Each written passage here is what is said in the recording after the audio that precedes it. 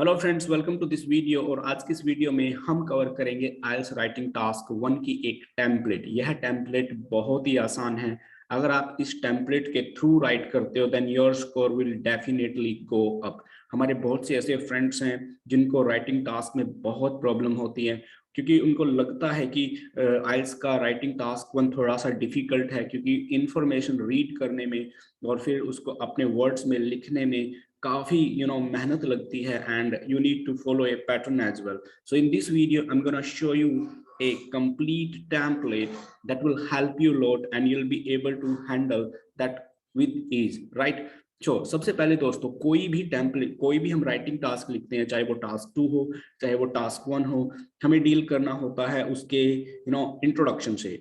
तो writing task 1 का introduction, जब भी कोई बार ग्राफ आ जाए, चार्ट आ जाए, तो उसको कैसे लिखेंगे? द स्प्लाइड या the given bar graph, bar chart या ग्राफ इंडिकेट्स या फिर इल्यूस्ट्रेट्स या डिपिक्ट्स इंफॉर्मेशन अबाउट, ये आप इंट्रोडक्शन में लिखेंगे। जो फिल इन द ब्लैंक्स हैं दोस्तों, वहां पे आपको क्या करना है, जो भी आपको चार्ट दिया गया है, जो भी आपका टास्क 1 है, उसकी जो पिक्चर है उसके हिसाब से, उसके बाद आप इंफॉर्मेशन अबाउट, यहाँ पे आपको क्या लिखना है दोस्तों?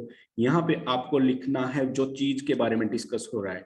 पॉपुलेशन के बारे में है, फूड के बारे में है, सेल्स के बारे में है, परचेज के बारे में, व्हाटएवर उसके बारे में, फिर उस जगह का नाम जहां पे ये चीज हो रही है और time frame, then you have to discuss the time.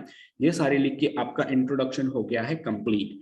Now we will go to paragraph. Okay, body paragraph to begin with, इससे शुरू कर सकते हैं, या फिर आप लिखिए at first glance, right? It is quite evident, या फिर ये लिखिए, या फिर ये लिख सकते हो इट इज क्लियर दैट, आप ये भी लिख सकते हो it is quite clear that. अब ये फिल इन द ब्लैंक्स में दोस्तों आपको क्या लिखना है वो यहाँ पे देखिए आप, right? You have to compare high numbers और trends with lower. You have to compare high numbers और trends with lower. High number को लोअर के साथ कंपेयर कीजिए, राइट?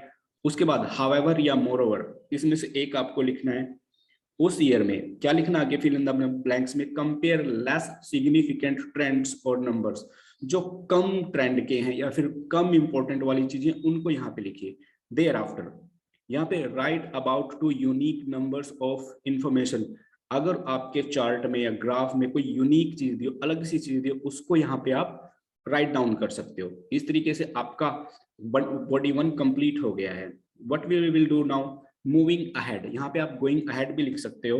कोई भी जो चीज है, इंक्रीज्ड स्विफ्टली, या कुछ भी सेल्स इंक्रीज हुई है, किसी चीज की कंजप्शन इंक्रीज हुई है, पॉपुलेशन इंक्रीज हुई है, जो भी अपने चार्ट के हिसाब से, that increase swiftly, rapidly, significantly. तो यहाँ पे क्या देखना है कि आप इनमें से एक वर्ड को यूज कीजिए, इंक्रीज्ड।